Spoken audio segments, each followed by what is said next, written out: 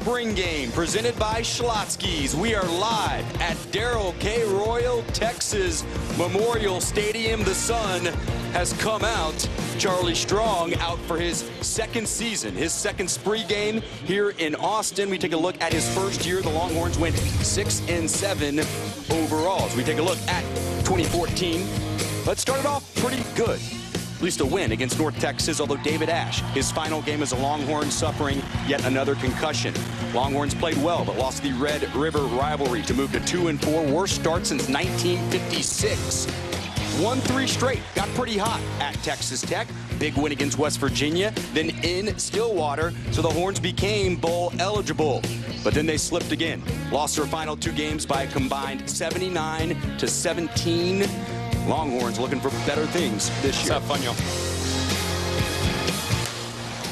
Well, welcome inside the booth. Great timing. Eyes of Texas just finished. Kevin Dunn alongside former Texas defensive back Ahmad Brooks. AB, it's good to have football back here. You can feel the excitement. Obviously, these Texas fans, they know about that 6-7 season. Some optimism, though. You have a top 10 recruiting class. Where is the state of this program right now? Well, I thought it was obvious last year that the Charlie Strong culture was implemented. And when you saw player dismissals early on in the season for guys that, frankly, just weren't living up to the expectations that this coaching staff has brought into the program. Then you move it forward. You saw a Texas team that struggled late in the fourth quarter. Second half play was abysmal at times. And a team that could have won some close games and maybe even bumped that win total up 3 or 4 times. So I think you saw a team that was on the brink. Today is another step moving forward to try to put all those pieces together and close out what the Charlie Strong culture will look like here at Texas. Yeah, Charlie talked to us on Thursday and said, man, that UCLA game, that Oklahoma game, we felt like we had them and it would have been big, really would have changed the season. Well, the season, 2015 season, a lot of people will be looking at quarterbacks, and that'll be obviously a huge storyline here. Tyrone Swoops struggled at times last season. He'll be the junior. Jerrod Hurd, what are you looking for from both these guys today? Competition. I want to see what you're about to see here with Tyrone Swoops. Some excitement, playmaking abilities. I thought he did some things last year that gives me a belief that this guy could be the starter going into this year. But he's got to be consistent. And speaking of consistency, this is how Jerrod Hurd will close the gap. He'll do exactly what he did at Denton Guyer. Win football games. That's all the coaching staff is concerned about. A good leader who can come out here, have a presence in this pocket, and make sure he does that right there. Run the football and get in the end zone.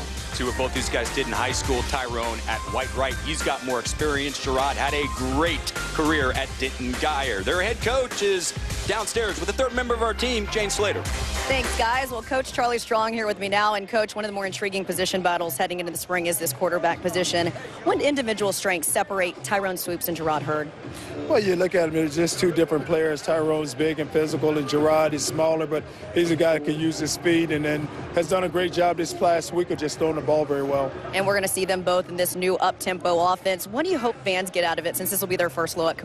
Well, it's more than anything, you know what, it's been our first look since the bowl game, and just hope that we can come out today, execute, and have fun.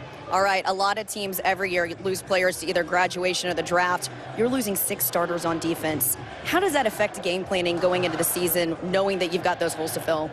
Well, what's been good about this spring, we've been able to just locate some guys and see if they can fit into what we're trying to get accomplished.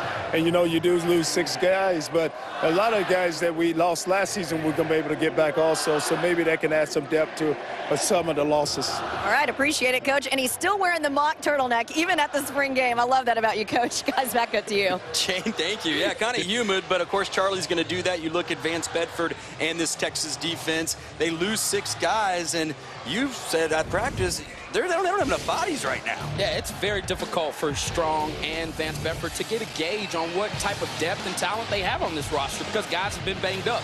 And so what I will say is, yes, you discover some gems, but this is also supposed to be a time where guys like Duke Thomas get in and can get valuable reps that will help improve their game and put all the pieces together. So it's been a struggle, but give this Texas staff credit. They managed to hold it together up until the spring game. It was a really good defense last year, led the Big 12 in total defense, also sacks. They do lose 6 of the 7 leading tacklers. Dylan Haynes is back. He'll be wearing 14. And Hassan Ridgeway, they're expecting big things in the middle. Here's some keys for Vance Bedford. We talked with Vance on Thursday, had a nice long talk, and well, Ahmad, as a defensive guy, all 4 of these don't shock you, do they? Not at all. And you know, most defenses try this, and I thought Texas did a a decent job last year of implementing these types of keys. Limit the big plays, tackle well in space. That's what football is about. Play fast and play without inhibition. Go out and make some plays, and last but not least, cause turnovers. The best defenses in the country know how to create takeaways. All right, let's get this thing underway. 2015 orange and white spring game. Tyrone Swoopes under center. Or not under center, shotgun I should say. And passes there right away. Dorian Leonard drops it. Leonard, one of those guys the coaching staff is hoping can make some plays after the catch as we take a look at Tyrone Swoopes. Last year, 58%, threw for over 2,400 yards, 13 touchdowns. They want to clean up the 11 interceptions. Shotgun again, play action.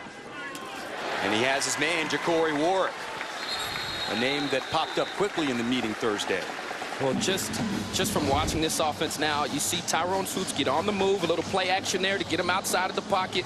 Nice timing there, something that we didn't see all that often out of Tyrone Swoopes a season ago. See the hurry-up offense, trips on the near side. Jonathan Gray tackled. Well, Texas fans wanted to see Jonathan Gray. They also wanted to see the guy who made the tackle, Malik Jefferson, a huge recruit and a big guy for Texas to get an early enrollee.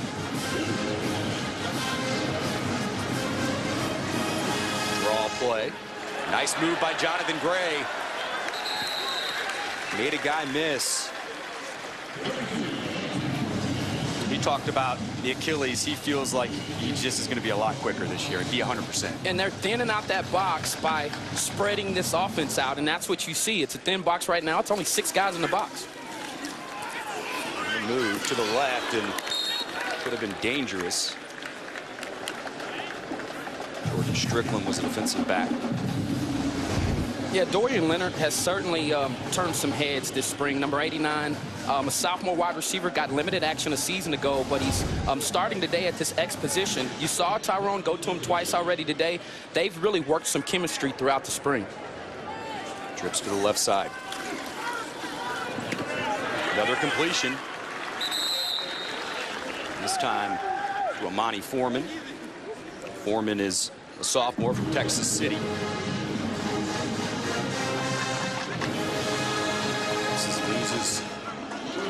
Jackson Shipley, John Harris, talented guys. Showing blitz, they are going to come. Flag is down, and it's through the hands of the intended receiver.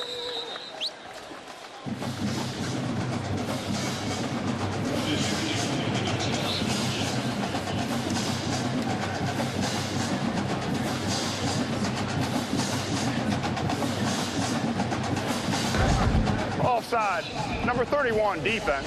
The 5-yard penalty results in a first down.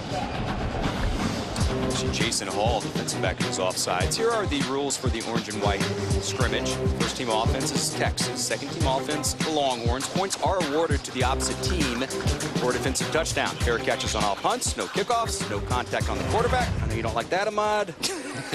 That's no surprise. You only got 2 of them. There's Dorian Leonard.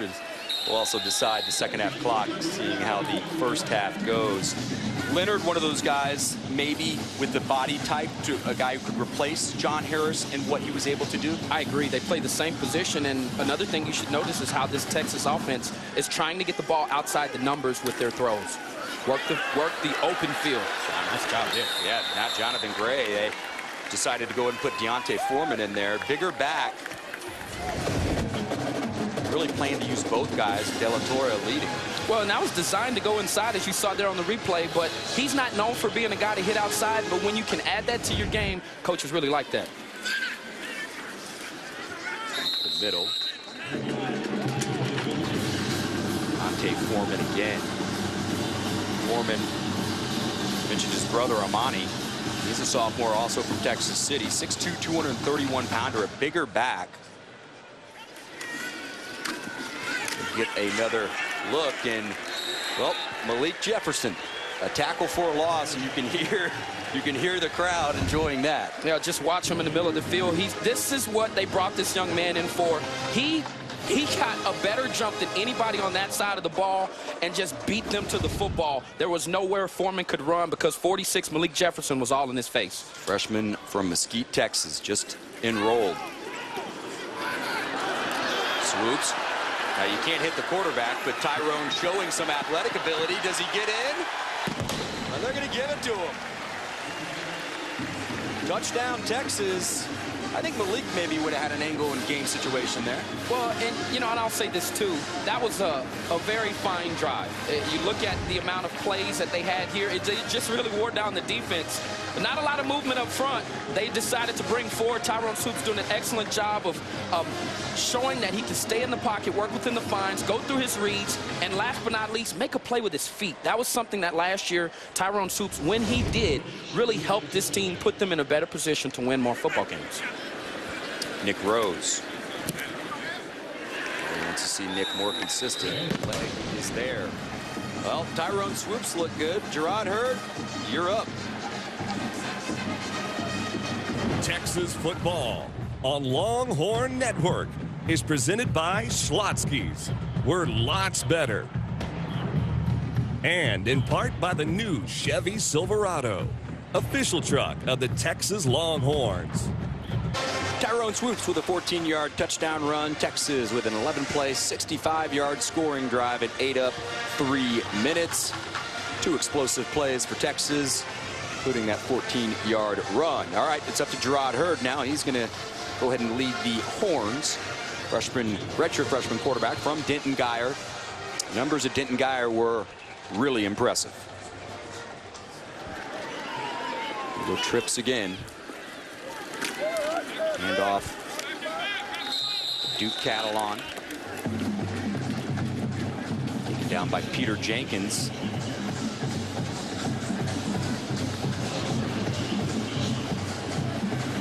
Duke's a redshirt freshman from Houston. Went to Eisenhower.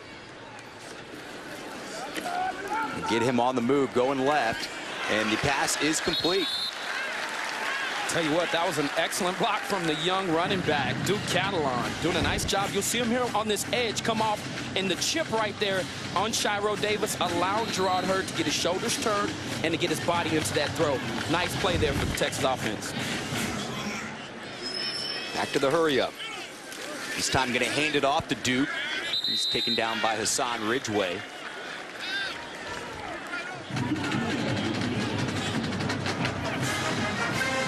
Big things expected from the big man. Vance said once he just gets mean and really gets it, watch out.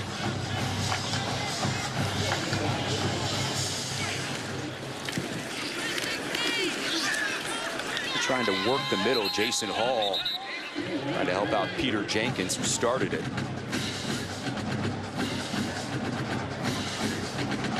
Jason Hall is a guy who had a really breakout year. What does he need to improve on as a secondary guy?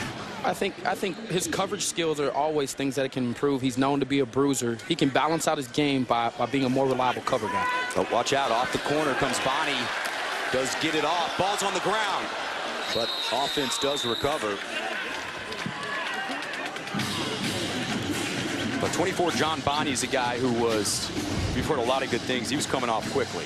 Yeah, I really like this kid. I like his demeanor. I like his instincts there in the inside. And he's played a lot of the slot this spring, which he's gained some valuable reps at coverage, but also learning to read his run-pass keys and make a play. Throw out to Templin. High with his second catch in this drive. Able to get some yak.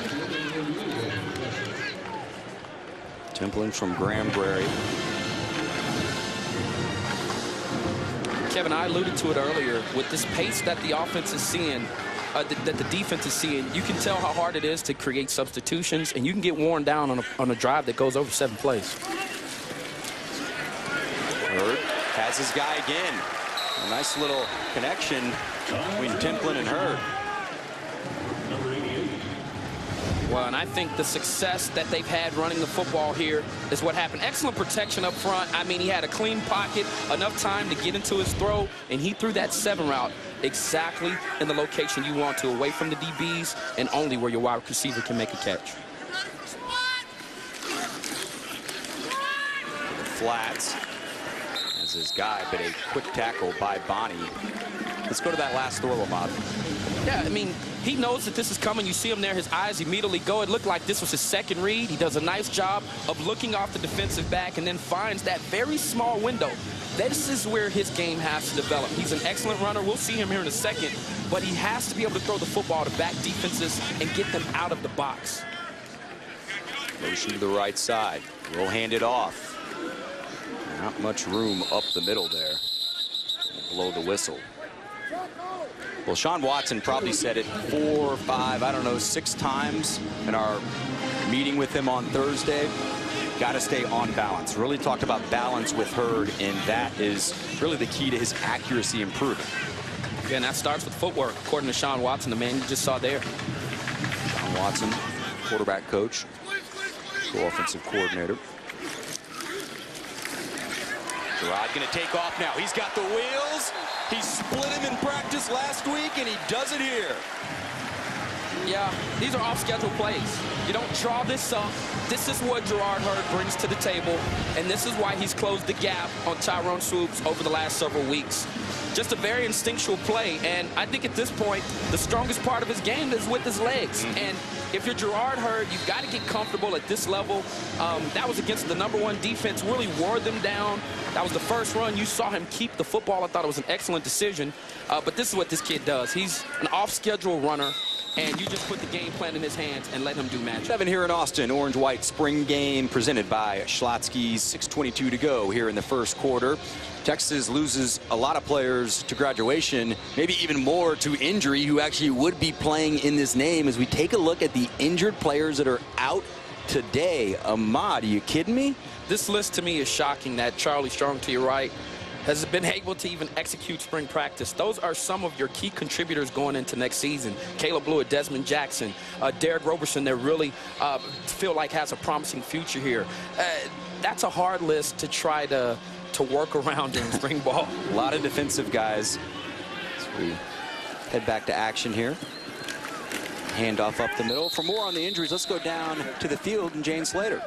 As you guys mentioned, quite a few injuries in this team. Some of the more notable ones, Sherrod Evans, the senior corner, missed all of last year when he underwent an ACL tear. That kept him out for the season. Coach Charlie Strong said he really worked hard to get back out here. Then in a non-contact play in spring practice, he went down again. They're still holding out on the severity of it, though, but there was one report this week that say it could cost him this season as well. Checked with the coaching staff. They said they're still not ready to release an official timetable. Dalton Santos, his prognosis is a bit better. The senior linebacker was also injured in practice. Got the ankle injury, had some surgery, and he's slated to return in mid-July. And finally, the guy they'd love to have back is offensive tackle Desmond Jackson. They call him the Tank. He had that foot injury in last year's UCLA game. That kept him out last season, but he is expected back in time for fall camp. On offense, Marcus Johnson, the wide receiver, not playing today. That's because he hurt his knee in practice, said he's still a little sore, but he should be okay. So a lot of injuries to work through, guys. Jane, thank you very much. I'm glad Jane did that, too, because we're pre-show meeting. I thought you handled the injuries down there on the field. It's just it's a laundry list and some important guys. She mentioned Tank Jackson. It's unfortunate. What he can do to help out Hassan Ridgeway. They think that's going to be a great tandem in the middle. You saw Gerard Hurd using his legs again to move the sticks. Now he's going to try and do it with his arm. Well, not the prettiest throw, but it'll count. And guess who? Jay Johnson. Wow, I'm more impressed with the mechanics out of 13 here. You'll see him. Watch him. He looks to his right. He looks off the safety just enough to get that window in there to Jay Johnson. Look, they talked about this kid's balance. You see it there. He's getting into his throw. That back foot coming through. That was a very nice play. It was. Good spiral, too. It's something he had some problems with. What's going on there, buddy? Yeah, you lose contain there, and this is something that this Texas staff, especially on the defensive side, this is the challenge that 13 brings. You've got to put another number on him. You've got to have somebody spy on him, usually because of his athletic ability. And now as he continues to develop as a passer, you really are forced with every decision can't be a wrong one when you're playing against 13. Poona Ford in there at defensive tackle, 95. That's a name that's been talked about a lot, as John Bonney, 24, who makes a tackle. Do you see Bonnie making an open field tackle, something Vance Bedford talked about a lot? Do you see him being a nickel guy, a corner? Where do you see him fitting in? He just fights off a block there, and that was just pure hunger. John Bonnie is trying to show people that he's ready to play. He's tired of watching from the sidelines, and he's saying, Coach, put me in. 3rd and inches, still in shotgun. Defense showing pressure off the edge, go right up the middle. It should be enough for a 1st down. It's Gaston Davis, junior from Clear Lake. Yeah, one of the competitions that I'll be watching are guys like Poona Ford taking on the interior line of this offense, which is pretty strong for Texas. Bird moving left. Tim Cole is going to get him down.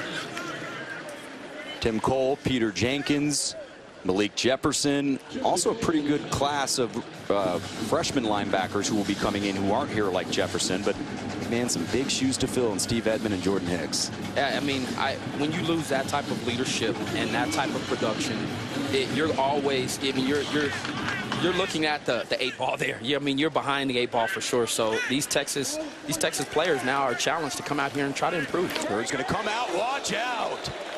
Bonnie just lights up Davis. I'm not going to say I told you so, but this guy was a breakout player for me a couple of nights ago on No, you told me. And here's why. Watch his instinctual ability. I mean, you look at him at safety. He played up. He beats the block of DJ Johnson. And, I mean, completely lays out the wide receiver. That's a big-time pop. And that is when a guy has completely locked in and says, you know what, I'm taking this job by the horns. Excellent play there from John Bonnie. Once again, showing pressure as Bonnie's going to come off the edge. Quick little flip. It's Trenton Halfley. See some guys who may not see a lot in the fall. Part of that is due to injury, and part of that due is just not having a lot of depth in certain positions, yeah, whether it's injury or not. Yeah, it's got to be fun for them, though. They work hard all season long as showing these Texas players looks from week in and week out. To be able to come out here and actually play in front of fans, I think it's a great gift for guys who work hard every day, who may not always get the attention they deserve. It's well deserved.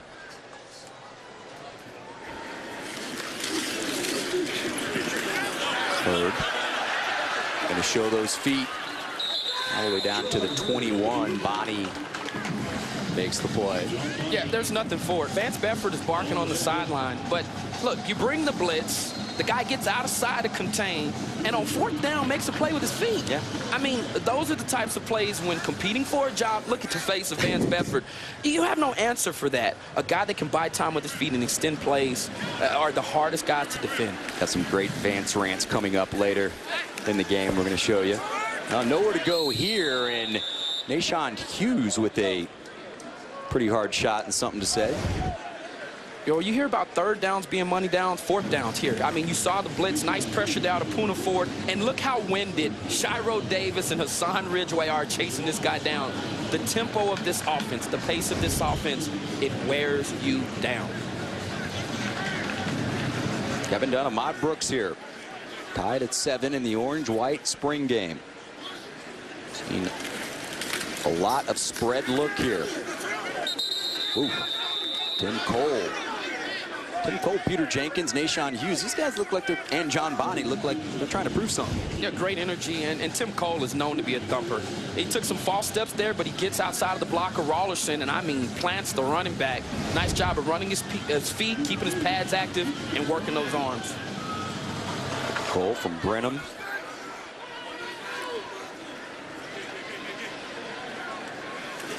Three-down look, although they bring Hughes, and Hughes able to get there, and another big-time hit, this time by Dylan Haynes.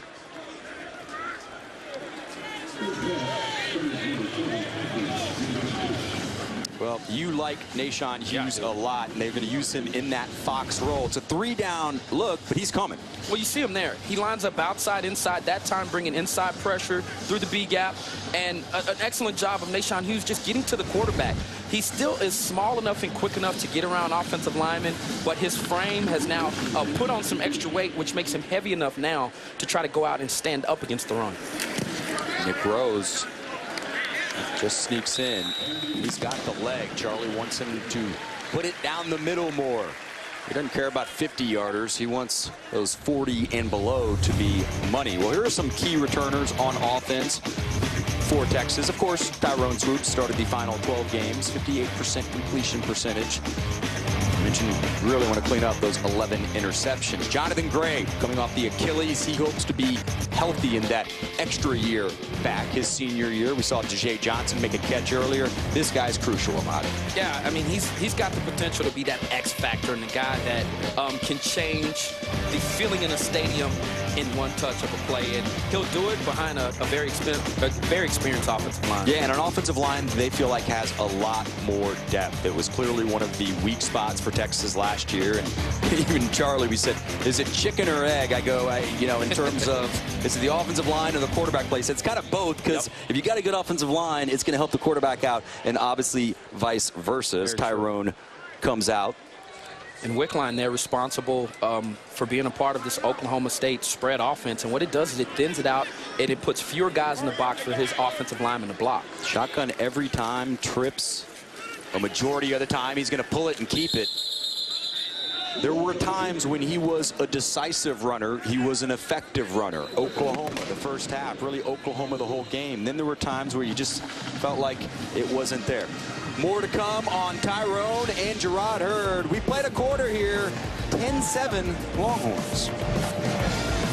Question is, what about the quarterbacks? And here you have at 13, a guy that we haven't seen much of, Jerrod Heard, buying time with his feet, extending plays. That was on a 4th down for a 1st down. Here, looking off the safety, Dylan Haynes, and finding Tajay Johnson in the middle of the field. And this is what Texas fans come to LHN to watch. Jerrod Heard getting into the end zone, and look at these numbers here. It's been very impressive. One of the knocks and question marks going into the year was, how about his passing game? 9 of 10, 66 yards, no interceptions. He's protected the football, got a touchdown. That's a good outing there for the young guy trying to make a move to become Texas starting quarterback. People tuning in right now to see 13, see how he would look. 9 of 10 so far. Tyrone Swoops. Play action. Oh, tried to thread the needle. Flag is down. I think that may be pass interference as they were looking for Foreman. Pass interference. Number 36, defense. 15-yard penalty. First down. Dylan Bolt. Yeah, I like the decision here. It looks like a package play where Tyrone Swoops could decide, hand it off there or pass, but he saw the pass interference, and though the ball was still thrown in the right location. Pump fake, now going to try and go deep. Ball was there. Dorian Leonard not able to make the play. And that ball was thrown on the money. That's where you want to throw it, outside the numbers, over his left-hand shoulder. And this is just perfect. You see him here. It's a double move. The nice clutch play, trying to get the defense to suck in. He got the one-on-one opportunity he wanted there with Dorian, and he just couldn't bring it in. But I like, this is where his game is good. The deep ball there, one of the best deep balls that I've seen him throw this evening. Really nice. Good coverage by Jordan Strickland. As Duke Catalan getting some action here. Duke, another one of those big backs. We talked about Deontay Foreman. Duke comes in at 5'10", 202. But running some bigger boys here. And that'll be the question mark with Duke Catalan. Is he big enough to run in between the tackles and make a difference? He's got exceptional speed to get outside the tackles, but can he be an every down runner, if you will, one that the coaching staff can rely on 1st and 2nd down when you're trying to pound the ball up the middle? 4th and 5.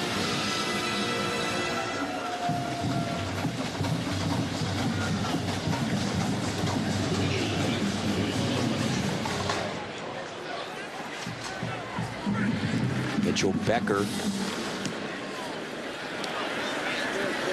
will let this one go. You have to have fair catches, but you got to catch it. Tajay Johnson not able to make the play. We'll see how they rule that. For Tajay Johnson to make a tremendous impact in his senior season, he's got to be able to become a reliable catcher like Jackson Shipley was, Quandre Diggs, because this is why coaches won't put him back there. We know he's electric when he has the football in his hands, i.e. 2 years ago at Oklahoma when he makes a play that completely changes the course of the game. I've been impressed with what the coaches have said about him. He's finally starting to get the off-the-field stuff together. We know he was suspended last season. I hope that this is a good success story. And this offense is going to have to work really hard to find unique ways to get him involved in the ball game. But Jay Johnson has done enough, in my opinion, now to finally get the right to be an option out here for this Texas team so Texas fans can finally see him reach his full potential.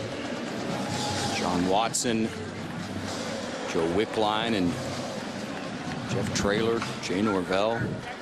Last two guys, new coaches. We'll get into them a little bit. And off, not much room. Jason Hall and Tim Cole there. Well, the Texas offensive line, you mentioned that the coaching staff feels as if they're going to have more depth this year, but more competition. And I think that's going to help out Joe Wickline's unit. There is the longtime offensive line coach. Great job at Oklahoma State. He's co-offensive coordinator here. Yeah, you're seeing the Hassan Ridgeway effect here now. I mean, he's completely taken on double teams, and he's taken over this game. And I played with a guy here named Sean Rogers, who has a very similar build, was an All-American here and a second-round draft choice to the Detroit Lions. His body mold reminds me of that, but can he be a player that can sustain drives with that type of size and do what he just did, get in the backfield and make plays? 3rd and 8. Coaching staff feels like he could be dominant. Just has to want to be. Nice play right there. I think that was 25. Antoine Davis. Bryson Eccles, I believe. Oh, Bryson Eccles. Okay, no I saw the 5. Yeah. Well, and the thing is with this kid is he's waited his turn. He's a junior. He played a little bit last year, and I thought the coaching staff paid a great tribute to him by saying, we're going to put you in here. We know you haven't played a whole lot of reps, but you've earned the right. Now, this spring, he's had to play so much because of the injuries at cornerback to Duke Thomas, Sherrod Evans, and so he's getting a chance to make some plays, and so that fans will know who he is come 2015 football season. Yeah, Eccles and Antoine Davis were names that Vance Bedford said have really been able to use the extra reps. Well, a guy who's gotten extra reps is Hassan Ridgeway because there are so many defensive linemen that are out. But you see what he did last year. When he was balling, he was playing pretty well. Second on the team with 6 sacks. You mentioned Sean Rogers, tons of power. Yeah, and when he anchors in that middle, you can't move him, and that's what power is built on. Guys that can be the anchor. Now, he's got the size. Just watch the distraction. He's taking on a double team, fights through the double team, and still makes a sack. And look at the motor here. Never giving up on a play. Boy, that's sexy now. I'm telling you, when you see a big boy running like that all over the field, that's intimidating. And I just hope that in this year for Hassan Ridgeway, that he understands what Malcolm Brown did last year. This defense is going to be anchored on his ability to be a nose and be firm in the middle of the field. It's a sexy 320, huh? Yeah, no doubt about it. Well, it certainly is if you're Vance Bedford and Sean Watson liking this. Deontay Foreman. It was like a bowling ball. Now, I know you DBs don't want to see him back there. Well, I did, but I mean, there are some that don't, and here's why. You see him get in front of those pads, they're square. A guy that ran like that was Ricky Williams. He'd square those things up, and he was hard to tackle. I'm going to talk with Rick during the 3rd quarter. One more look at that run. Man, for a guy his size, watch the breakaway speed. He gets the edge. That's the 2nd time today that I've seen him get outside and make something happen. And there, he's just a bowling ball, as you said, Kevin, in the open field. And those DBs, they're worn down. You don't want to see Big 33 hitting that corner. Looks like that could have been a hold, but no call. We saw Taylor Doyle with a nice pull on that, too. He got a hold of Malik Jefferson on the long run by Foreman. Just watch it up front here. Nice job there by Alex Norman getting through. And Tyrone Swoop seeing it early and being able to buy time with his feet. Swoops. Well, the average drives today, if you're trying to keep up with both quarterbacks. First 3 drives. Yeah, Bryce Cottrell, number 91. You heard me talk about him earlier. He's really flashing some things that the coaches are excited about. And though he's a little smaller than Shiro Davis and giving up about 20 pounds, what you just saw there, his ability to get to the quarterback is a reason why he'll play on Saturdays this fall. And they did say not hit the quarterback, right? I told you, it's accidental contact. Yeah. All right, it's accidental. I'm Not going too accidental fast, the 15th Coach. time. 2nd and 10. Malik Jefferson coming after him, but it's going to be, they're going to give it to him at the 9. I thought Leonard may have bobbled that, or excuse me, Foreman. Yeah, there was great protection up front. I mean, look at the time in the pocket that Tyrone Swoops has. And this is just an excellently thrown ball.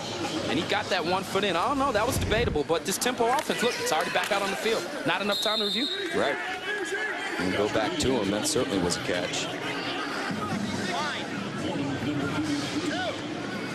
And the refs would have slowed that down if they would have thought that was a questionable call. So they didn't, and the game proceeds. The officials have had to adjust to the tempo like everyone else has. Foreman, tackled by Quincy Vassar, 92. The early enrollee, junior college guy. And he's gotten a lot of reps. How valuable is that for these kids that are able to get in and get that extra semester and get this spring game? Well, you learn how to become a student athlete. And here at the University of Texas, when it's equally as challenging in the classroom and trying to keep yourself eligible and excel in the classroom, it's just a great way to not have all the stuff that goes on during the season, to kind of settle in and be able to learn what it's like to be a student athlete at this wonderful university. All right, here we go, 4th and goal. Texas is going to go for it. Trips up top. Give it to the big boy. Why not? Just falls in. Touchdown, Texas. Yeah, he's going to be the hammer this year, number 33. And you just see him here. They're going straight downhill. They say it's our guys versus yours. But I want you to understand something. And for the people at home, when I say that spreading out the field thins out the numbers, there was nearly a hat for hat there. So if a guy can just shield and hold his block off, it creates creases just naturally because you've minimized the numbers in the box. And so this spread offense, those are the things that can be beneficial when dialed up right by Sean Watson. Great end to a fine drive. Well, as Ahmad said, they're spreading them out, but they're still running right down the middle. Touchdown, Deontay Foreman. Welcome back to Austin, 14-10. Texas leading the Longhorns. Orange and white spring game. 2nd quarter action, 10:18 to go. Deontay Foreman with a great drive. 5 rushes, 37 yards, and 1 touchdown, and was able to do that because of the big uglies in front of him. We take a look at the Texas offensive line. These are the starters in the bowl game. Well, they expect Cedric Flowers and Kent Perkins to definitely be starters, maybe Taylor Doyle as well. One thing they've said about Perkins is he's lost a lot of weight, but a young guy, an early enrollee, Connor Williams, was a name that Sean Watson said is going to be a standout. Yeah, he's just got the attitude, very aggressive in his approach to blocking. Quick little dump pass to Hafley. Trenton from Wichita Falls.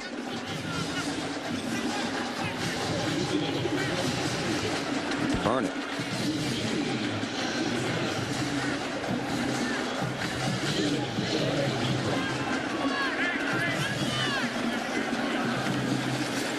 Rolling left in trouble, and we'll just go ahead and eat that one. And Cole will get credit for that. Yeah, 2-man route, excellent coverage there in the back end by Antoine Davis and Jason Hall, preventing DJ Johnson and Lorenzo Joe from providing themselves as an option for Gerard Hurd.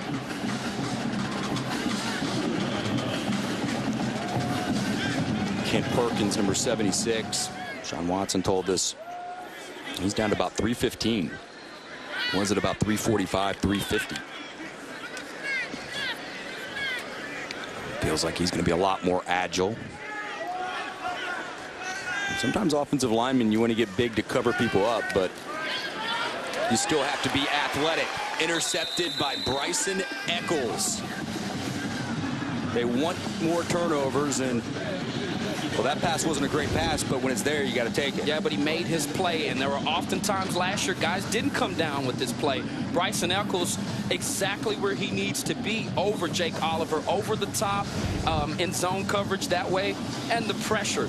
You go back and you look at what was happening up front. Clearly, you could see John Bonney coming on a blitz from the nickelback position, and it was completely jammed up the middle. This is where a young quarterback has to show his poise and ability to pass. You'll see the blitz there coming down from the bottom from John Bonney, and then after you roll this, you'll see the pressure gets to him. Now, at what point does he recognize this? You got a 5-man blitz with a 6th guy adding, and sometime right there, you go to this option up top. He's covered up, but you take a chance on a one-on-one option, hoping that a big frame like Jake Oliver can win a ball against a smaller guy like Bryson Eccles. But give Eccles and this defense credit. They brought the pressure so that this Texas offense would be forced to make a play or throw a football. They did, and Bryson Eccles comes away with the first pick of the spring game. 5'10", 181-pound junior from DeSoto. That's a good feeling, huh? Yeah, it is. Little jet sweep. This is how they want to get DeJay involved. Nice tackle there. It's Johnny Singh.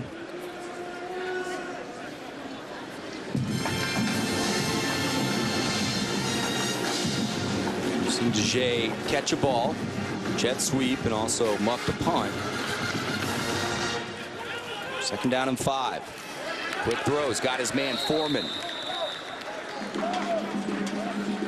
What's the biggest difference you see with Tyrone Swoops? That was next level. Sitting on the game day set with Vince Young last year, he thought that Tyrone Swoops was late on a lot of throws and sometimes spent too much time on the fake. That time, he gets the ball out and finds Foreman on the edges, which was perfect. Does it again right there. And Foreman's going to try and make something after it. Well, Charlie Strong and Sean Watson over and over Thursday, they said we have to find someone who can just make a play on a 5-yard hitch route. And on the flip side, what was Vance Bedford saying? Open field tackles, because right. This offense is predicated on getting the ball outside. They almost threw that ball on the sideline. Literally, he was 3 or 4 yards away from being out of bounds. They're utilizing all of the field now in this new offense.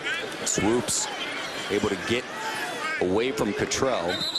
Well, let's get back to the offensive line a little bit. I know you love talking secondary and defense, but I'll get out of here. We got some different guys. Tristan Nicholson is 6'8", 317 pounders.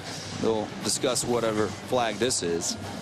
But they feel like more bodies, maybe anywhere from 10 to 12. They did not have that depth a season ago. Yeah, they were struggling to find 5 guys that they felt comfortable with. And, you know, it was a revolving door at that offensive line week to week. Trying to game plan was tough. After the play was over, unsportsmanlike conduct, number 89, offense. That was number 89's first unsportsmanlike foul. 15-yard penalty. It's 2nd down. Dorian Leonard. Yeah, and then you see him also come off the sideline. That's what happens. When you're young players, sometimes your emotions get the best of you, and Dorian Leonard is going to play this year. He's done enough this spring, and what he's got to learn is to stay within the game. You see his coach there, Jay Norvell, putting his arm around him. He's a young guy, and this is where Norvell will make his money. How can he develop talent like that and make those guys impact players on Saturday? Jay, one of 3 new coaches on the staff. Wide receiver coach, the screen is blown up. Jay Norvell was known as a really, really good wide receiver coach with Baltimore, or excuse me, Indianapolis. I'm going old school Colts here, huh? Marvin Harrison. Then went to Oklahoma. You think Ryan Broyles, some of the really technically sound receivers. That's what he's known for. He is a technician as a coach. Another interception. He just left it up there. And Dylan Bolt was there. There is a penalty down. We'll see if this is coming back. Yeah, let's see here. He tries to look the safety off by going to his left, and this ball here it was great timing by Dylan Haynes, who has a great knack for Dylan finding Bolt. Pardon me, Dylan Different Bolt. Dylan. We got a lot of Dylans out here. And speaking of Dylan Bolt, let me give him some props since I messed up his name. He's made plays like this all spring. So look for this guy to be a special teams contributor. Personal foul. Hands to the face. Number 93, defense. 15-yard penalty from the previous spot. 1st down. It's Paul Boyette Jr. Oh, my. You talk about a play that hurts, and you can see Charlie Strong there. Those are the plays when you get a takeaway, you're wearing down this offense. That was a long third down, and you make a play like that. Now, he's had a fairly decent spring. They said he's continuing to be consistent, but those are the types of plays when coaches look back at the spring game. I'll be frank with you, they sometimes have less confidence in you as a player to do things right on Saturdays. Whistles blow again as second quarter slowing down. Let's take a look at the hands to the faces. 93, Paul Boyette, working on Ced Flowers, 66. That's a good call. And that's tough, though, because Cedric Flowers being a smaller, squatty offensive guard, sometimes a larger player, your hands are just naturally there. But at the end of the day, or you can slip and lose leverage. Very true, but your technique just has to be flawless at this level in order to perform at a high level. First down and 10. That is a game situation. That would be a killer. Feel like you have the stop. That looks like this is going to be holding coming back. Duke Catalan showing some nice moves. They have to. Number 74, offense. 10-yard penalty. Replay, first down. Taylor Doyle. Doyle's going to play at right guard. Also will play some center, depending on if Jake Rollerson really can beef up more. He had a problem anchoring last year. They like Rollerson if he can get the weight on. Yeah, and I like Taylor Doyle. I mean, they moved him from guard to center last year after Dominic Espinosa gets hurt. No complaints from this young man. And now he's really been a staple on the inside this spring, the interior line. Pistol look across the middle. Another completion. Leonard again. Dorian Leonard from Longview, 6'3", 203-pounder. Lamont mentioned earlier, coaches are hoping that he can kind of replace that very valuable John Harris role of a year ago, a bigger receiver. Behind him, nice catch. Duke showing some hands. It was a good read, but once again, not the right ball. And so if you're Tyrone Swoops, you've got a rhythm here. Nice rhythm on his throw. He stood tall in the pocket. You know, I'm stating the obvious here, but you've got to throw that ball out in front so Duke Catalan can utilize his speed and his quickness to turn that corner and beat the defender. Kevin Dunn, Ahmad Brooks here. Gerard Hurd, Charlie Strong looking on. It's Tyrone Swoops and the Texas team trying to score again. Pressure coming. Going deep. Does he have him? Yes! Touchdown, Dorian Leonard. Oh, my. No catch. Now they're bringing it back. Wow. Thought one official came over and gave it. Yeah, we got to see the replay on this thing, though. But Tyrone Swoops going once again to one-on-one coverage there on the backside, trying to take advantage of Logan Mills and the Dorian Leonard matchup. And from that angle, they're showing it there on the Jumbotron. You heard the fans' reaction, but let's see. Great timing once again on his throw. This is the second deep ball he's thrown to his left that has been on point. Guys, that looks like a touchdown to me. And you'd have to have a different angle. But right here, it looks like he has control. He's inbounds. I'd call that a touchdown. Oh.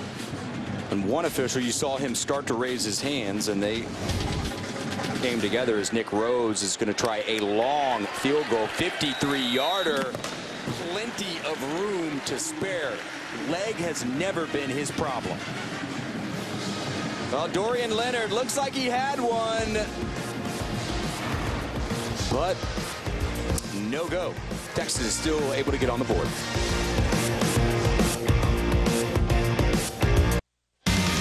Charlie Strong has quite an impressive resume. Notre Dame was a defensive line coach from 95 to 98. He and Lou Holtz were very close. South Carolina defensive coordinator, 99 to 02. Florida defensive coordinator, won 2 national championships there, and then turned around the Louisville program, including a Sugar Bowl win. Hired at Texas on January 6, 2014. Now he is downstairs with Jane Slater.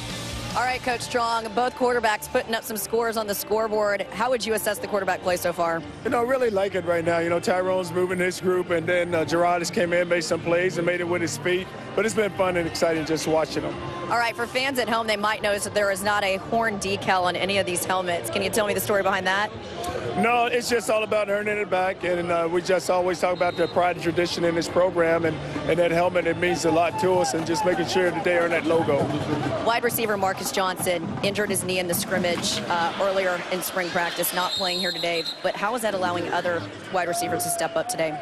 Well, you're watching Dorrance playing very well, and then the Jays came in, and Amani's made some plays. But we're going to we'll get Johnson back, but it's just all about watching other guys go play also now. Watching Vance Bedford, defensive coordinator, just barking like crazy at the guys over here. How would you assess the performance of defense today? Well, early we just had to get adjusted because they moved the ball on both the defenses, and then once we got adjusted, now they're settling in and making some plays. All right, thanks, Coach. Appreciate it. Guys, back to you. Jane, thank you. Gerard Hurd misses on that. 3rd and 18. What'd you take out of that? Well, the fact that he's liking the quarterback play. You know, we had an opportunity to sit down and talk to Charlie Strong, and we asked him, has he ruled out the possibility of playing both of these guys during the season? He's very adamant about it, that he expects to see both of these guys play at some point in the season. So the fact that you're getting good competition, I believe, is helping these two guys produce more on the film, perform better. And I think you're seeing that right now. Some friendly competition is always good, especially under this type of scrutiny when you're the quarterback at the University of Texas. 3rd and 18, screen. Watch out. Ball's on the ground. Dejay Johnson just got popped, and now here comes Texas. They're going to try and bring this all the way in, and yes, they will. Number 35, Edwin Freeman, the linebacker, and I think Malik Jefferson's the one who just drilled Dejay Johnson.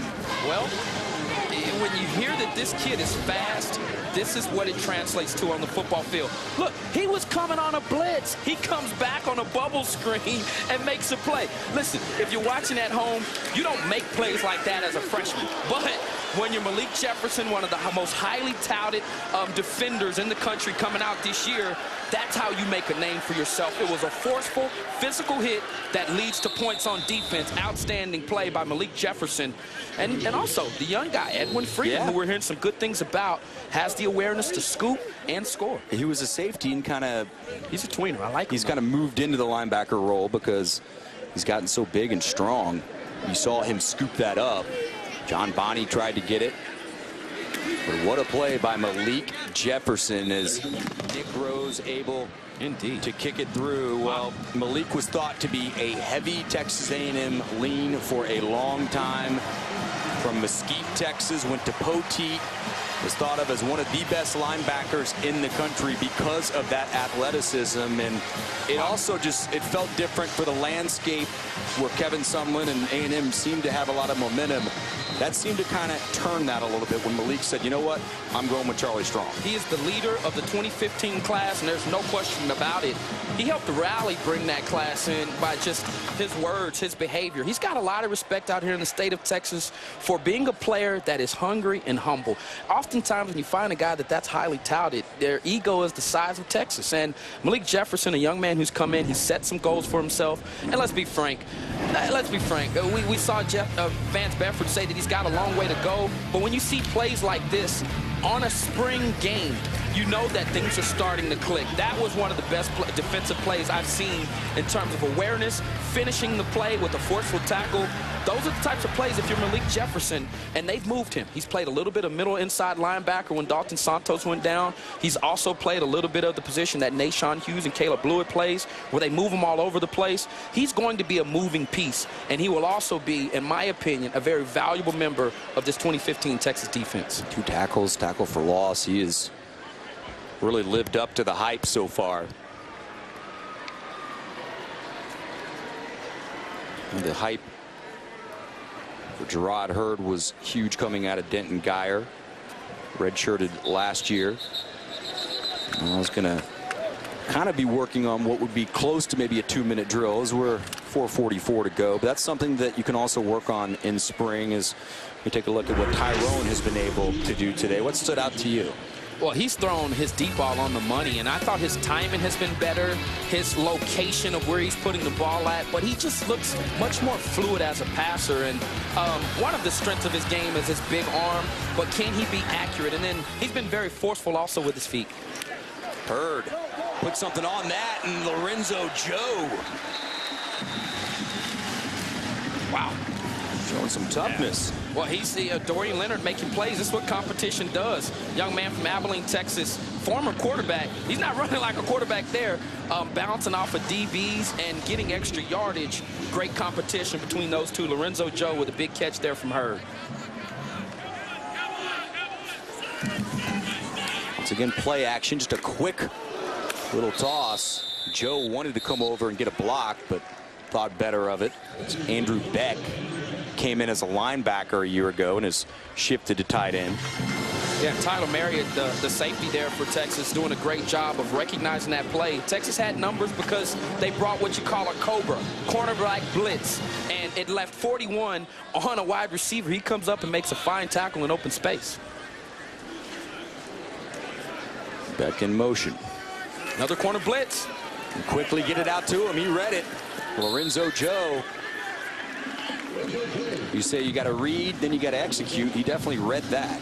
And oftentimes, defensive coordinators like Vance Bedford, who like the blitz, will bring it from the short field. The ball is on this half, and it allows that cornerback at the bottom of your screen to get home sooner. See how quick that ball has to come out. Great recognition by Hurd.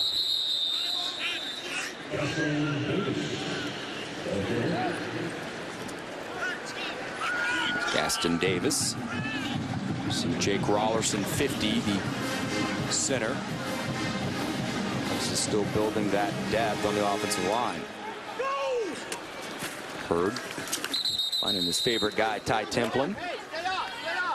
Boy, a lot of waggles, a lot of trying to change the pocket. Well, it just allows Tyrone Swoops and Gerard Hurd to be instinctual. If a play breaks down, they've already got some momentum, and they can pick up yardage for this offense. What did it do just now? It chipped away the sticks on a third down. Now you have a 3rd and short, which is ideal for this offense. 3rd and 1. Flag it out there. And Turf monster.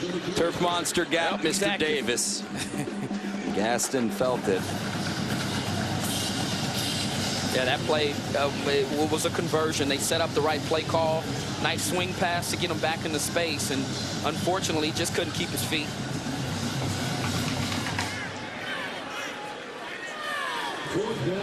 Well, 4th down and 2. A long 2.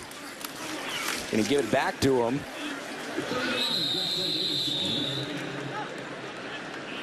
It's gonna be close. O-line doing some work. Yeah, and at this point, you know, now it's just a matter of, if you want to win your coach over, you be intense. You have the type of attitude at this point that's aggressive.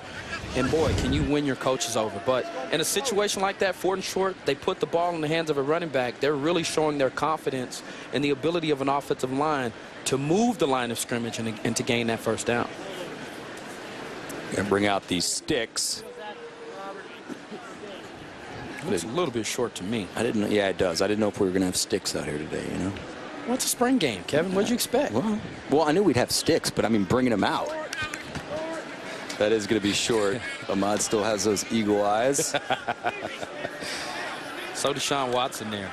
I mean, because if on your 3rd down you call the right play, and this is how frustrating it can be as a play caller. He calls the right play, and the guy loses his feet. Then you come back and you attempt it on a 4th down.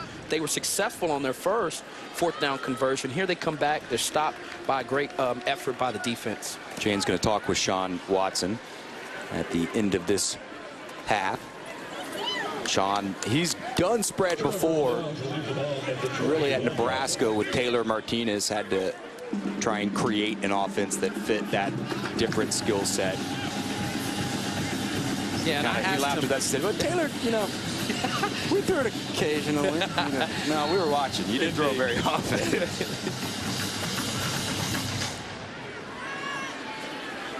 2:35 here in the 1st half. Pump, watch out. Nashawn Hughes would have destroyed him. And also, let me mention here, this is 1 versus 1s. This is good on good. So for guys in spring, when you see the best competition. This is where you really shine. And there goes number 40, Nashawn Hughes. I mean, just completely blows by the tight end Whitley. Mismatch there. Nashawn Hughes would have had the sack on game day. Yeah, that one would have stung. Watch out. Almost jumped the route. Bryson Eccles, he is having a day. He is, and that time there, he benefited from having a young wide receiver. Watch Marnie Foreman coming from the right side of your screen. He just cuts his route short. You've got to continue to run through that ball there, because that's where Tyrone Swoops was throwing the ball to a location. But give 15 credit. He had a great jump on the ball and a PBU after having a pick earlier in the game. PBU for DBU. Yes, it is.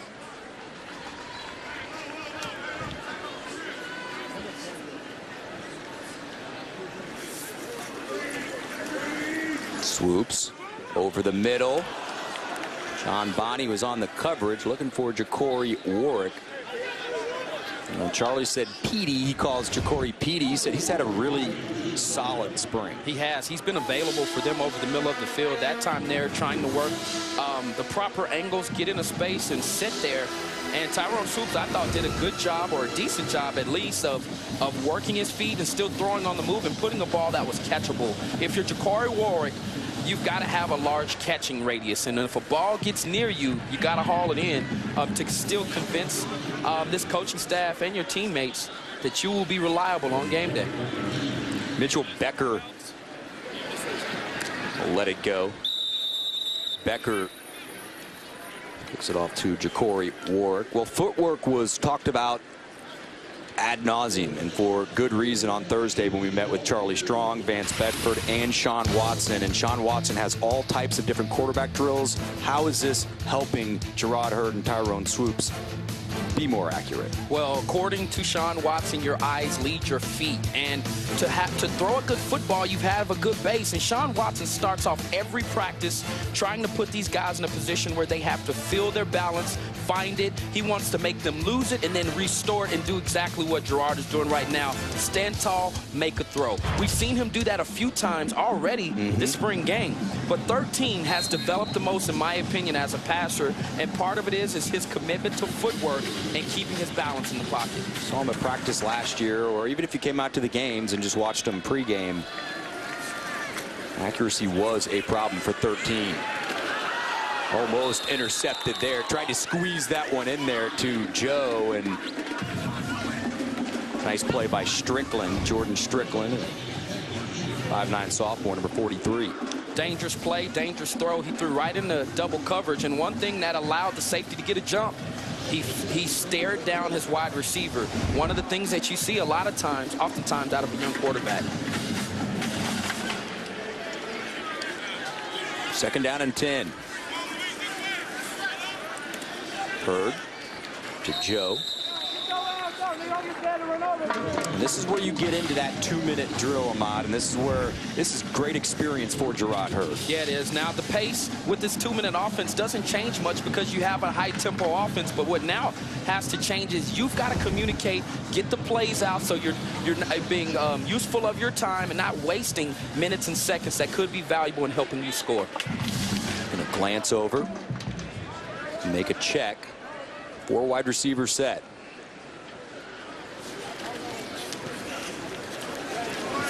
Lets it go, and once again to Lorenzo Joe. Joe with some moves and able to get out of bounds.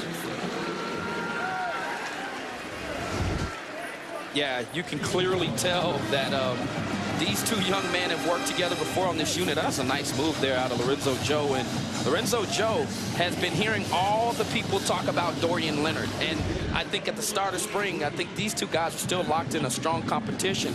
And he's making some plays here on this drive. Under pressure. Just trying to throw it away.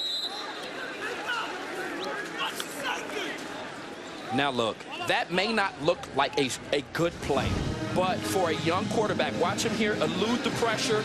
Excellent job there, Vaccaro, of keeping it inside, allowing Bryce Cottrell to get back and apply pressure and to get a hit on the quarterback. But it started with Hurd's ability to buy time, get out and make a smart decision. Most young quarterbacks, like Tyrone Swoops a season ago, we saw, would have taken that sack. This time, he has the savvy and the smarts to get the ball out of bounds. Yeah. Vaccaro and Cottrell after him.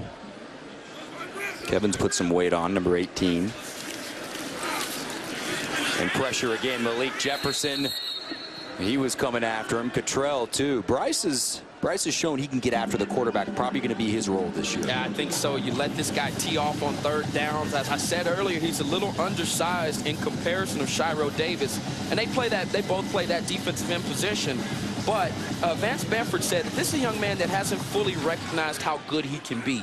Making plays like that and doing some of the things that we've seen him do early on in this spring game will give him some strong confidence. Trying to set up the screen. They do, but nice job by Vaccaro. Kevin came in and made the play. We know the instincts are there with his brother. He needed to get bigger, though. Yeah, this is great pursuit here. It's just a screen they're setting up for the running back, and oftentimes when that play is made, it's usually coming from a member of the secondary who recognizes it, gets a good beat on it, reads it, and makes a play. And that time you saw Kevin Vaccaro get a good run past Key. He saw what was developing in front of him, and that allowed him to go make a play.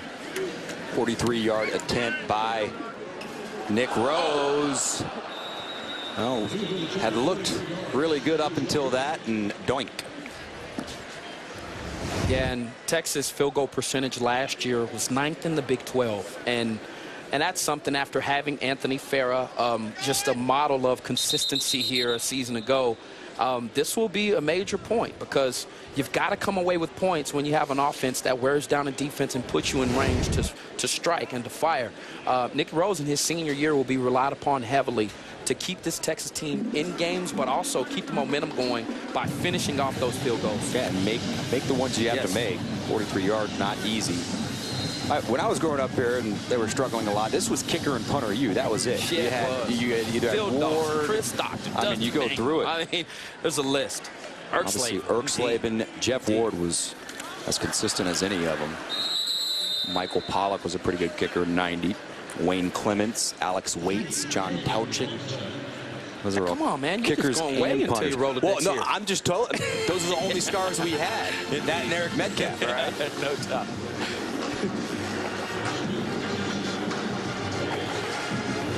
He didn't kick, but My guy. he allowed a lot of people to kick extra points. Yeah. Earl Campbell. Two of my all-time faves there to the left, Johnny Johnson, who was inducted into the College Football Hall of Fame, and the great Mr. Earl Campbell. It's good to see him healthy out here watching. And when you come to university, the names like Earl Campbell are the reason you come here and the reason you exceed, and you try to put yourself in a category even close to him. But one thing I love about him was an excellent student, always sat on the front row and took full advantage of the experience here at the University of Texas. Yeah. Well, there's no bigger star on the 40 acres than Earl Campbell. Sean Watson, he's looking for a star at quarterback. He is down on the field with Jane Slater. All right, Coach, we're finally seeing this up-tempo offense implemented in front of the fan base. What did you like from the quarterback play? Well, they're doing a good job of managing the tempo and doing a good job because they have so many different options on a play. Overall, they're doing a really good job of managing the options. They've really actually playing pretty clean.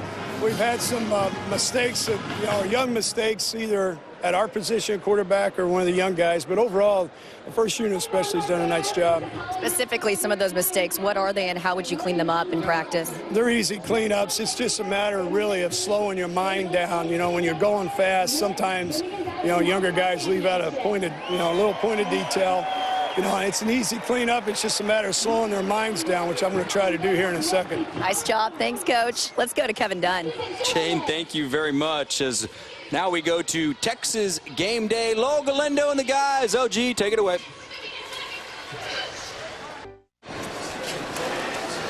Gerard will hand it off. Seen some nifty running. Not seen a lot of Jonathan Gray, as we've seen mainly Deontay Foreman. Also Duke Catalon. That's Deontay right there. That's against the one defense. You've got your hosses in there, Hassan Ridgeway along with Poona Ford and Nashawn Hughes and Shiro Davis. That's your projected starters there on the front line. A little option. You ran the option at Abilene, and really a lot of what we're seeing with zone read, it's all option principles. They've just changed it pretty much, but Do you feel like he has the ability to make those type of reads consistently? I think so. I mean, I think his decision-making is one of his strengths, and it'll be questioned throughout this season in the Big 12 with speed coming off the edges and players in the middle of the field that certainly will get a good read and make plays.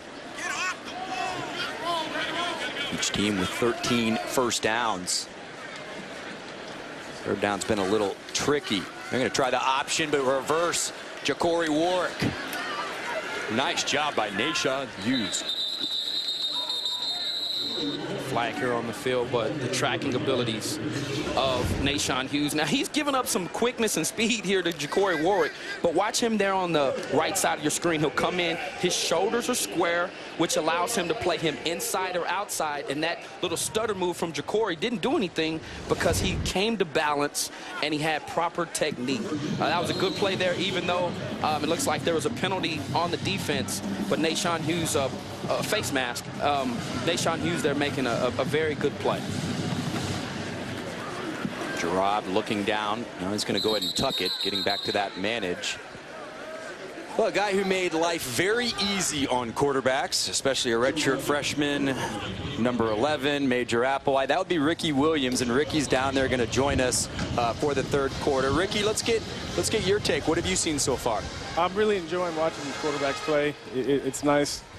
I'm admitting it, Ahmad. I do like the spread offense and really bringing out the athleticism of these quarterbacks. I think it helps everyone. Do you think it's helping the running backs? I do, and I think that running backs are helping the quarterbacks. And Rick, explain to people, I've been trying to explain this concept, but when you spread out the field, how does that thin out the box and allow people, the offensive line to get hat on hat, but also the running backs to create those spaces just based on your formation? Yeah, when you split receivers out, usually a linebacker has to walk out there, and it makes the count easier for the linemen. But honestly, I think the thing that's going to help these running backs the most is the threat of a quarterback run, because that extra guy has to keep his eye on the quarterback and creates more space for the running backs. Guy down there, Jamal Charles, was able to benefit. Not that he needed any help, but when he played with Vince. Some contact, no call. Ricky, you've been down on the field. What have you seen from the physicality of the Texas offensive line? They're getting after him. I mean, I think simplifying the offense a little bit for him with the spread look has really made it easy for him. They're running this counter play that the running backs have had success on, and I like it. I like the different wrinkles they can install with this new offense. Ricky, how much did you play your senior year? It doesn't look like we've gotten too many glimpses of Jonathan Gray, but certainly been some good positive reps out of Foreman and Catalon. Yeah, I had to beg Coach Brown to keep me in for one series. And no one was allowed to tackle me, so. Of course not. Yeah. 49-yarder good from Nick Rose. Once again, no problem with the leg. Here's why you couldn't tackle him, right here. Yeah, you couldn't tackle him. Now, Ahmad, you know, he was saying that you had those short arms, those T-Rex arms, but, I'm not sure if they were trying to protect me or protect the defensive guy. Yeah, exactly.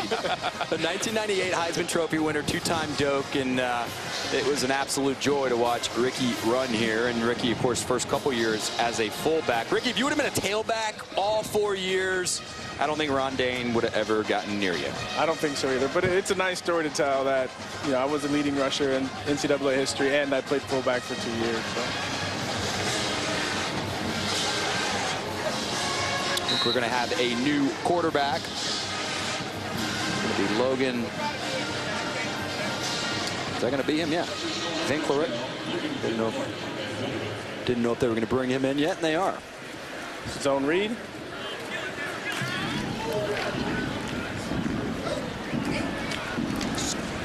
Still going.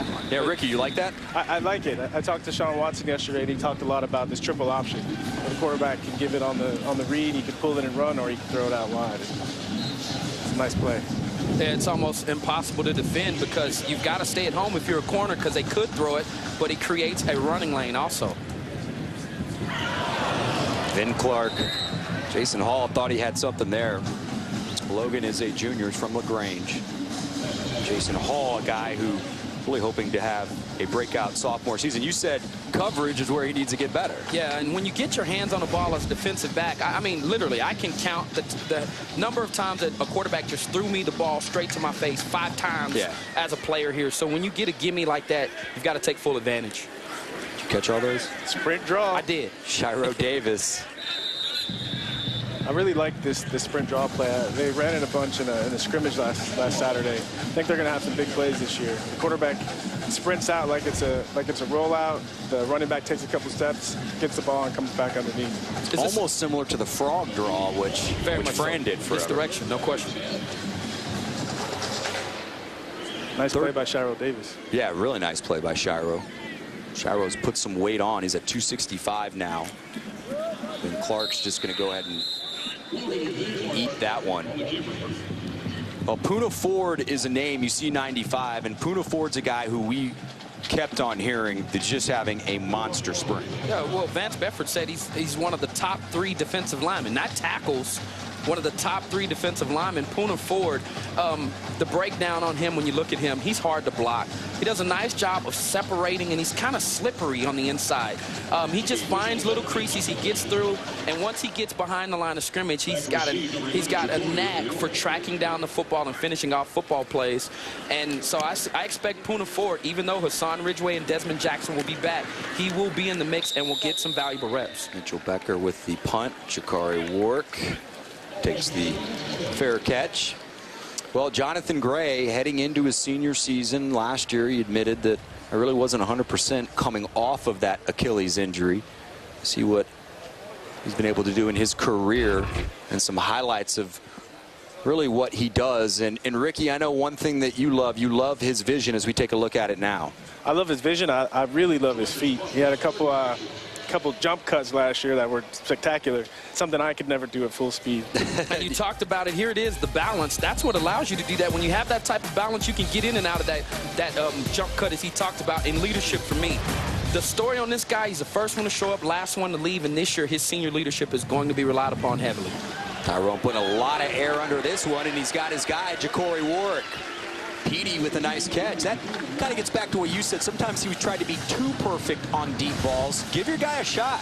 Well, because the wide receiver runs a good route here and he allows him the space outside the numbers, that's what quarterbacks are taught. Throw it in that window outside the numbers and allow your wide receiver to run underneath it. A good ball on a fade that Tyrone swoops through. Nice play by Edwin Freeman. Came in. Edwin's got tons of talent, a lot of speed. Hey, Rick, I'm going to go back down to you. What are you looking for from 32 in his senior season? What are your expectations for Jonathan this year? Well, I think Ahmad touched on it. Really, it's leadership. And it looks like in this offense, they're going to lean on the running game a little bit more, finally.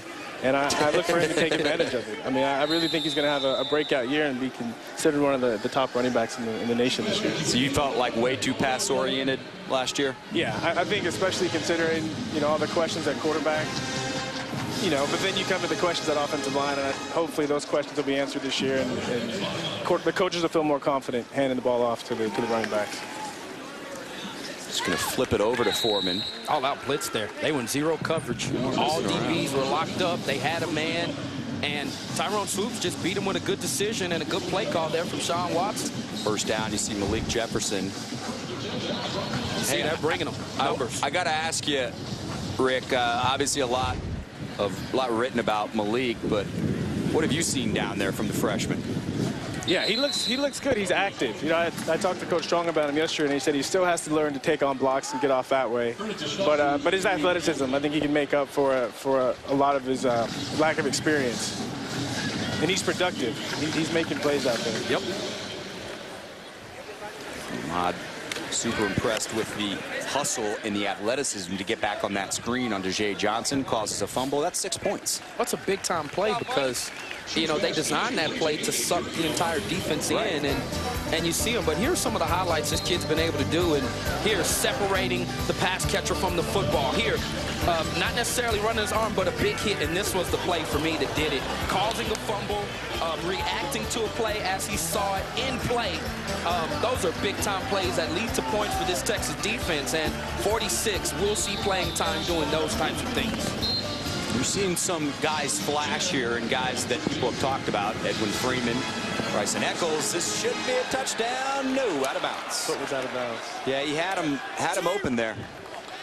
Ricky, you're down there. Do you put more? You got to put more on that?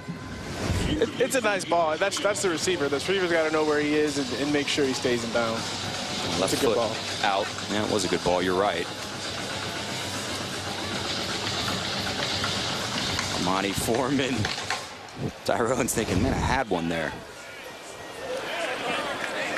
Well, that's a souvenir, and that's something that you want to see from both these quarterbacks. If it's not there, don't take a sack, don't take a pick, not a fumble, get rid of it. Situational football, Vance Bedford likes to bring the blitz inside the red zone. He forces quarterbacks to make a decision. There, he brings another nickel blitz with Vaccaro, puts it in the face of the quarterback. Swoops was looking for Leonard there, but he didn't have the time or the space to make that throw. Tyrone is 4 for 6 for 53 yards in this drive. And almost intercepted. Strickland was there.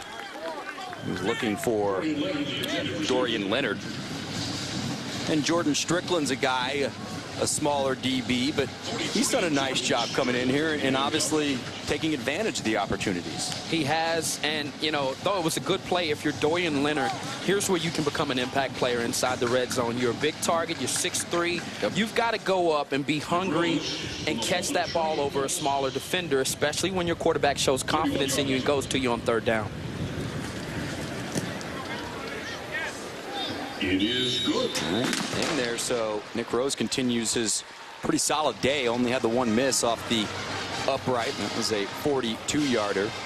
Well, we started the broadcast off talking about the 6 and 7 season, not what Charlie Strong, not what anyone associated with the 40 acres wanted, but I think a lot of people may have been more shocked that after the Arkansas debacle, as Charlie and some of the coaches said, they were able to get a consensus top 10 recruiting class. We've talked about Malik Jefferson, Ricky, some of the other guys as we look at the Big 12 recruiting classes from 2015. Texas ranked 9th, Oklahoma 17th, and obviously all those are different. That's ESPN, but almost everyone had Texas in the top 10. They were the only team that were 6 and 7 and able to do that, Ahmad.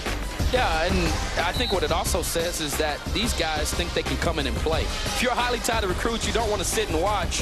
And so that class was built on, frankly, an unsuccessful season from Texas in 2014. Ricky, I know that you did a lot of recruiting stuff with us. Who are you looking for to come in and to have an impact from that talented class? I'm looking really at the defensive side of the ball. I think at least we're going to see 3 or 4 true freshmen have significant playing time next year. Anthony Wheeler's a guy, Cecil Cherry, that linebacker spot especially, and Malik. You feel like Malik's probably a better fit on the outside. He's been forced to play inside because of injuries as Trey Holtz lets one go. Grandson of Lou. And I think the easiest place for these freshmen to come in to play is going to be at the cornerback and safety position, as there's still a question mark on whether Evans will be out for the season. Reports are some unofficial reports from the university are saying he won't play next season. And so the thing is you've got to find guys that can cover to be able to execute a defense like Vance Bedford likes, get aggressive, utilize that blitz on 3rd and long situations to put the pressure on the offense. Chris Boyd, Holton Hill, 2 guys who could maybe come in. Devontae Davis is a bigger guy who you think could come in and play. Well, they come in week 1 as probably too deep in the depth chart. Yeah. And you heard Vance Bedford say that earlier this week in a press conference. Malik Jefferson, usually the bell cow, and as Ahmad said, the leader. Boy, Bryson Eccles he has been all over everyone today. Yeah, he reminds me a lot of myself. He's an undersized guy. He's not very big. People aren't going to remember his name, but he's had an interception today. We've seen some PBUs in that time just shadowing the wide receiver, Jake Oliver, as he tries to come in on a screen. And, I don't think Trey's dad, Skip, would have liked that throw. I think he wanted him to get rid of that throw that thing out of bounds, right? 3rd down. Hey, Rick, you got anything else for us? Any last thoughts? Well, yeah, I'll say the one thing to keep in mind is during the spring game, these guys have been practicing against each other for a couple of weeks now, so they've seen pretty much everything. So, you got to look at it from that perspective when you see some of the plays the defense is making, especially on some of these wide receiver screens. We'll be tuning into Texas Game Day Final. Thank you so much, Ricky. Thank you, guys. See you in a quarter. Lowell, Ricky, David Thomas will have you set up. We played 3 quarters. It's all burnt orange.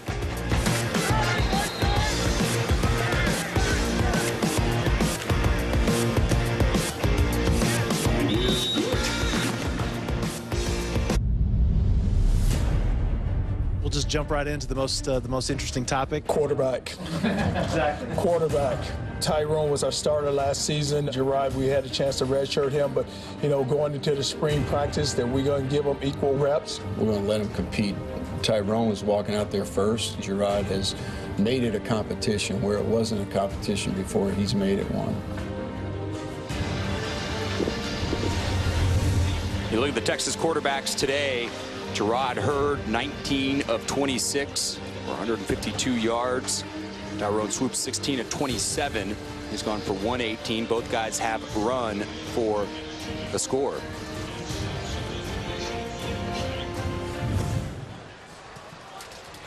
Punt is let go, and it's a knuckleball. Corey Warwick will make the play. Well, a guy who had two pretty good quarterbacks during his tenure here, Vince Young and Colt McCoy, is with Jane Slater. It's Jamal Charles. Yeah, and Jamal told me that on Sunday he's getting ready to head back and start his 8th year in the league with the Kansas City Chiefs. How you feeling? I feel good, man. I'm blessed to be able to play another year. So, you know what I'm saying, I'm going to go out there and give them all like I've been doing my whole career. All right, we were just talking about the spring game. You know, it's an opportunity for a lot of these guys to show out to both the fans and the coaching staff. When was the one game you felt like you showed out in spring? I think it was my freshman year, my sophomore year, my junior year. I think when you have an opportunity to show your talent, you got to show it. You know what I'm saying? No matter who's around you, that's how everybody gonna know you bright. You got something good in the future. So you want to break out. All right, let's talk about this new up-tempo offense. We've got to watch where we're at here. This new up-tempo offense, all of you guys, the letter guys coming back, really talked about the speed. What have you noticed? I mean, being in the lead now, and Tim Kelly, you know what I'm saying, the Oregon Ducks do this and do this all the time, and it's something that you got to practice for, and something that you got to stay in condition for, and also it's also something that the other team got to prepare for. So it makes it hard for the other team to line up right, to get in the right places, but it's another advantage for the offense to also get the ball off in time, and they know what to do. The defense don't know what the offense is doing. You know, we keep talking about how this system was really tailored to the skill set of both quarterbacks, Gerard Hurd and Tyrone Swoopes. Talk to me about the running backs. Yeah. How can they benefit in this system? I think how they benefit, they take away them opportunities, you know what I'm saying? It's spread out, you know what I'm saying? So when it's spread out, the defense spread out, the linebackers, they spread out. So you basically one-on-one with a linebacker and a free safety sometimes. So that's how you got to take advantage. You don't like being tackled by three guys. So I'd rather be tackled about one guy, try to make him miss and try to go to the house. And that's what the offensive scheme is about, you know what I'm saying? Making one guy miss and going to the house. All right, Jamal Charles, take it to the house in your 8th season. We appreciate you joining the show. Thank you. Guys, back up to you. Jane, thank you. He had no problem taking it to the house. Actually, during that interview, I was just thinking about that Nebraska game when that fourth quarter, he just took off and just dominated the whole game. Really a fun guy to watch as you see Jordan Strickland. Talked about him earlier, the sophomore from Aurora. He's had a pretty nice game here. He's a smaller guy, and if you're looking at some of these defensive backs and safeties that you're hearing their name for the first time, look for them in the fall to contribute on special teams. Special teams for Texas last year was not good, and I think the coaching staff will tell you that. 3rd and 7. Hurd just going to go ahead and eat that one, as he should. That's Quincy Vassar, 92. One of those early enrollees. Another early enrollee we have not talked about that I really wanted to get into was, talked about him a little bit, but Connor Williams, the 6'5", 290-pound offensive lineman from Coppell. Only played offensive line for 1 year at Coppell. Was a pretty good athlete, grew into that body. What are you hearing about his chances to really make an impact next season? His attitude. He came in here as a guy on a mission. You talk to the upperclassmen, they said you couldn't tell if this guy was a freshman if you walked into the facilities. He's doing all the things he's supposed to be doing. They've put him out there, put him in situations that are pressure-packed, whether it's been him running with the ones, he hasn't batted or blinked an eye. And when a young player is going to come in and contribute, if you're like Connor, what you've got to do is you've got to show the older guys you're not scared. You're not intimidated by the lights. And 55 has done that. He will be a contributor on this offensive line. He gives them some depth and could potentially be a starter week 1 opening up in South Bend. Wow. Starter at tackle. Yes. As a freshman. Yes. He's been that impressive. Yeah, they said he is a standout. Jimmy Greenwood's going to be the new quarterback from Austin.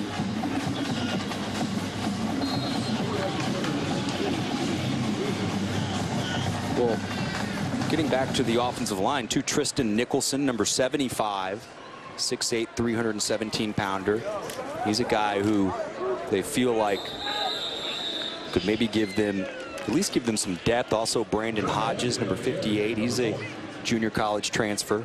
Do you expect to see these guys on the field next year? Especially because they came in this spring. And one of the toughest things to learn in this offense is the verbiage and understand the checks at the line of scrimmage. And so once you have that, if you're a good, talented athlete, you're well on your way to being an impact player.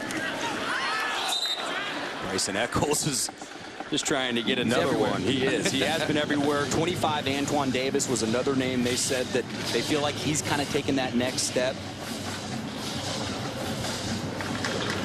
You look at some of the recruits that will be coming in.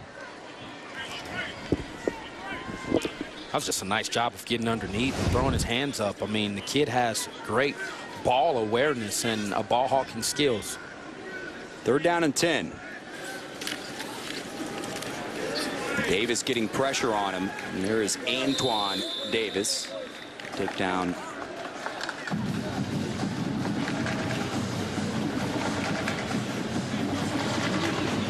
It's Hunter DeGroot. He's playing for Jay Norvell, the new wide receiver coach. Jay's going to have some freshman talent coming in the summer. We've seen some guys make some plays today. Ball on the ground, and Poona Ford all over it. Well, 3 new coaches for Texas.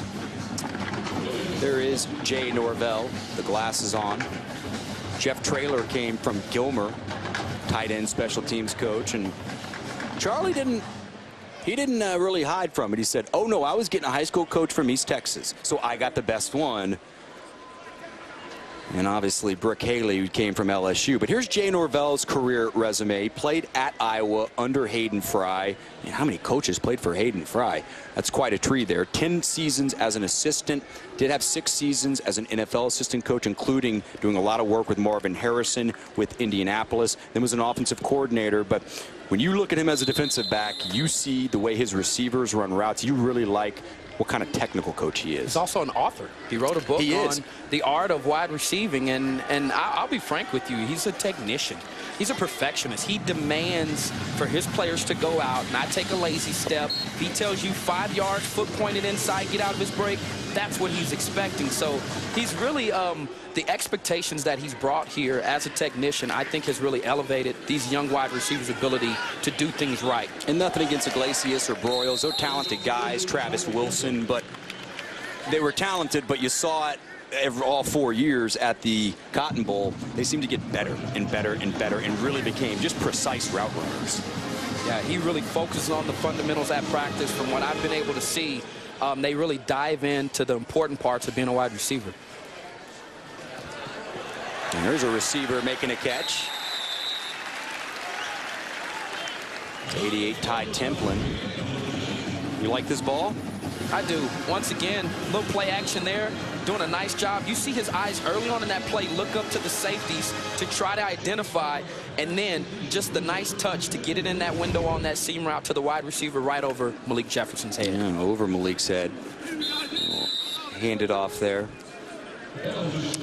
Here are the receivers that are returning from last season. Marcus Johnson not playing in this game. And yeah, Jonathan Gray, he was one of the leading receivers for Texas last year from the running back position. Armani Foreman, also Ja'Cory Warwick. We got Dorian Leonard, Lorenzo Joe, and then some kids that'll be coming in. There's Dorian Leonard. But the competition, you get the sense, especially talking to Sean Watson Thursday, that you talk about it a lot, the competition on the offensive line. It's really helping out a wide receiver because guys are pushing each other. You can get lost pretty quickly now. I won my job in 1999 in the spring. I didn't play much. In fact, I didn't even letter my freshman year. But the guys that are going to be contributing, just a little bit out front there. He had the space, though. and you'd like to see that ball on the corner thrown more at the back pylon instead, and I'll show you what I'm talking about here to give a little air under it. But once again, nice timing on this throw, and I think Sean Watson would be pleased with his balance there, and he knows he just misses the touchdown there to the wide receiver on a nice corner route. Nick Jordan's going to come in now.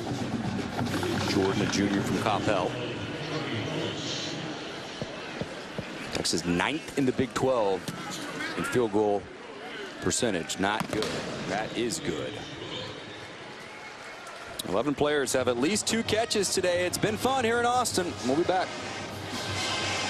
Texas football on Longhorn Network is presented by Schlotzsky's. We're lots better. And in part by the new Chevy Silverado, official truck of the Texas Longhorns.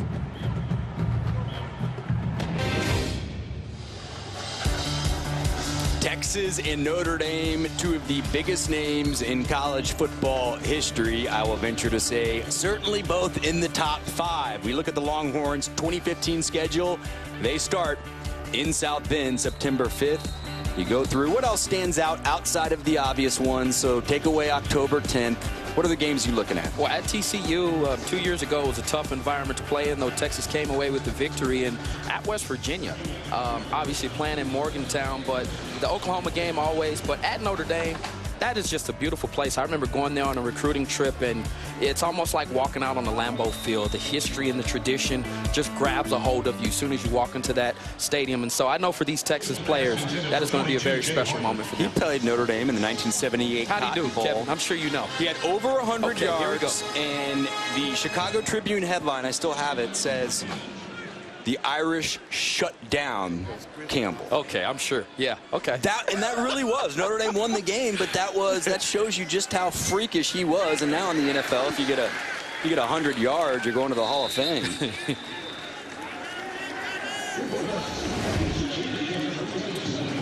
A nice pass.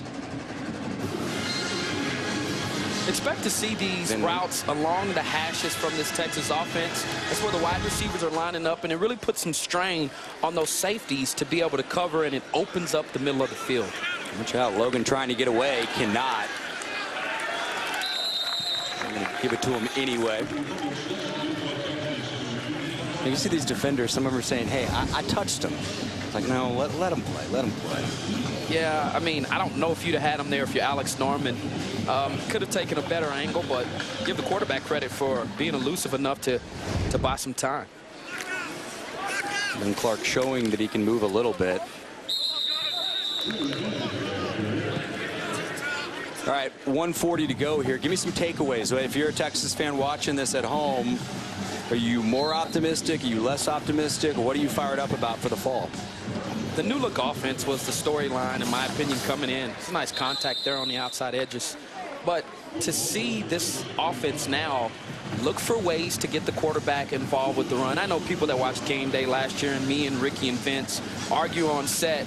It was because I just felt like Texas was not giving itself the best opportunity by not letting the quarterback run. And so I think this is a system now that, as Ricky said earlier, now forces defense to be concerned and to account for a running quarterback.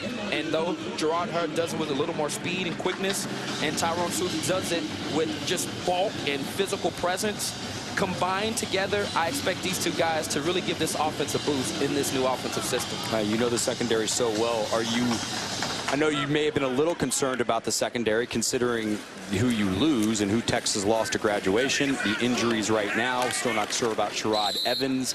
What did you see today from the guys on the field that maybe makes you a little happy? Great effort, and I thought that was the major difference that you saw last year, besides the fact of seeing a guy like Malik Jefferson get some valuable spring game reps. But at times in the 2013, the 2012 season, the defensive unit put up the worst numbers in the history of Texas football in terms of defensively, and part of it was lack of effort and energy. And you're starting to see that now, even with young players, and I think that's something that Coach Strong, Vance Bedford, and this defensive staff preach and watch and certainly grade every day in practice. Well, that's going to do it. Another fun one as Smokey signifies it's over. Vance Bedford smiling a lot more than he was earlier. Final Texas 27, the Longhorns 16. But we saw some good things from the quarterbacks, and there's no question the story and the question marks for Texas are Tyrone Swoops and Jerrod Hurd. Thumbs up on both, Ahmad? Yeah, I thought I saw enough today for it to be a promising year on offense, and you still got to learn how to work this system. But I think both quarterbacks made plays today to keep the competition moving forward to the fall. And speaking of competition, I think that's why you saw some of these quarterbacks at their best. You'll see here with some of the Jerrod Hurd highlights, you see him using his feet. Every highlight you see today was with him moving, because that's what he's good at, and this coaching staff has recognized that. Once again here, throwing the football on time, putting it in the right location, and then here the score, the burst, the acceleration, and the athleticism of 13, which has closed that gap there at the quarterback position. How much of the constant waggles, constant sprints, so we saw 18 and 13 almost every play in shotgun and almost every pass play, some type of play action or some type of trying to get him on the move. How much of that do you think turned into them really showing that they can throw the football? Because we've seen them in other offenses, and the accuracy was not there.